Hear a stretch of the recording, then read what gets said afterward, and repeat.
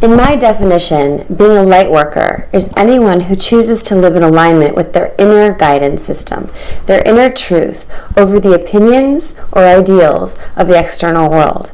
So what is the biggest barrier? What is the greatest hurdle light workers have to climb over to be able to stand in this work deeply and completely?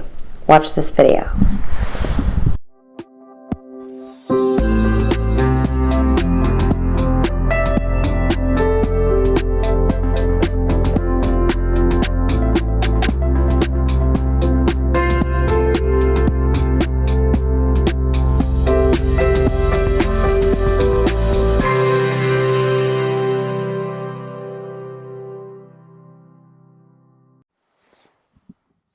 It's not easy coming into this world having a wisdom, having a higher sense, having a intuition and a, let's say, high sensitivity or empathy about things. Because what happens when you understand that you're sensitive and you find yourself in this world is there becomes this almost break.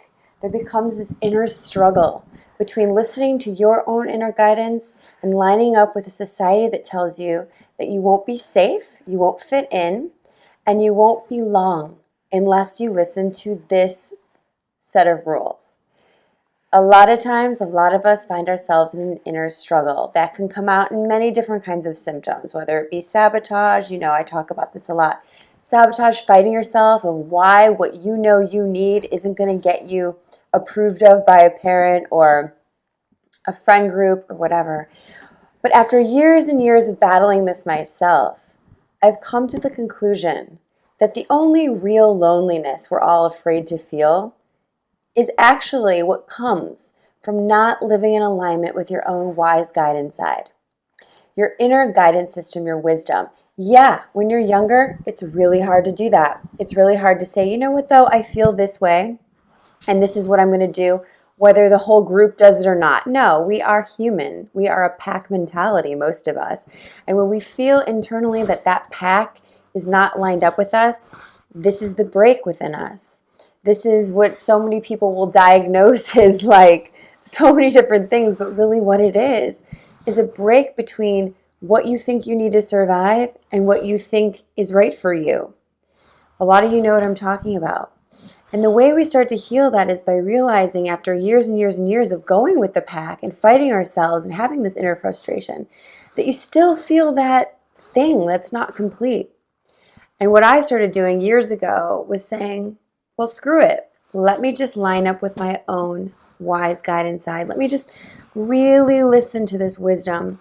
Let me really live in alignment with what I'm hearing, even though it doesn't seem like that's the popular choice or it doesn't seem like that's what I should be doing, as in alignment with society, with what people think is the right thing, with what people would think would make them happy. So you are kind of like a soul rebel. You are kind of that person that's going to stand in your truth regardless of others, regardless of what it looks like. It's called the real versus ideal state. And this was one of the biggest struggles of my life. But what's so amazing about it is the more that you stand in your own truth, the more you empower your truth, the more you realize that other people's opinions don't hold a candle to what you know to be true. And when you stop worrying about popularity or what's in or what's out according to who, you can stand in your truth more fully and realize that that loneliness is no longer there when you're fully on board with you. This is not something we're taught because most people never did it.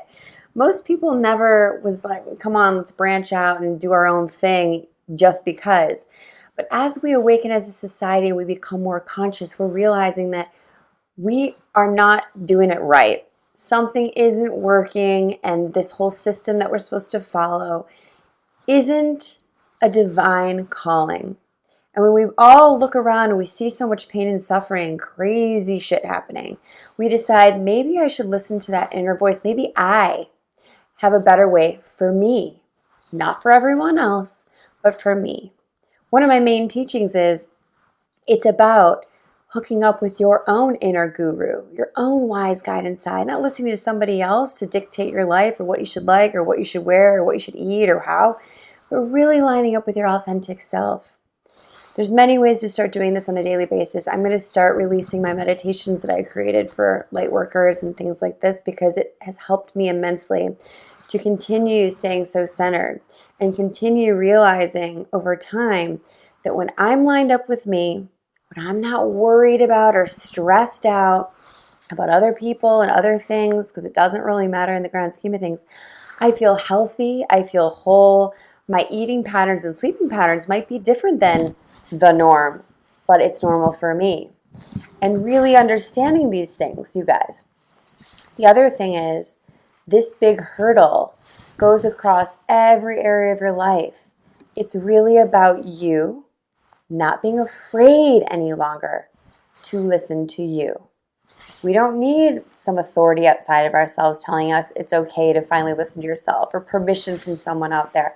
We need it from ourselves. We need permission from ourselves to fully believe in ourselves, to fully listen to the loving voices. I was talking to someone the other day and I said, it's amazing that last step of the journey of really letting go of externals is when you give yourself permission and say, wow, it doesn't scare me or threaten me anymore to stand in something that I feel. And for years for me, I would have extreme self-doubt because I would know, but then I have all this fear, like maybe I'm wrong though. What if this person thinks I'm wrong? Like some other person has a higher authority than you. We're all just people.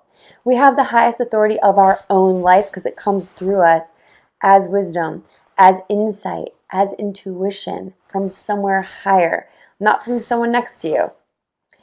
So, my advice with this is we need to be the paradigm shifters. These are my new t-shirts, you guys. They're available this week. Probably a link below somewhere. The paradigm shifter is the person that is no longer living within the societal paradigm that is breaking down. The paradigm shifter is the person who's linked up with their own wisdom and lives in their truth and becomes the change we need to see in the world because you're living in alignment with your heart center, with the most power that any of us ever have is in our own loving. So this is the point. We become our own guidance because we hear it from someone else. No one's better, no one's worse. It just is.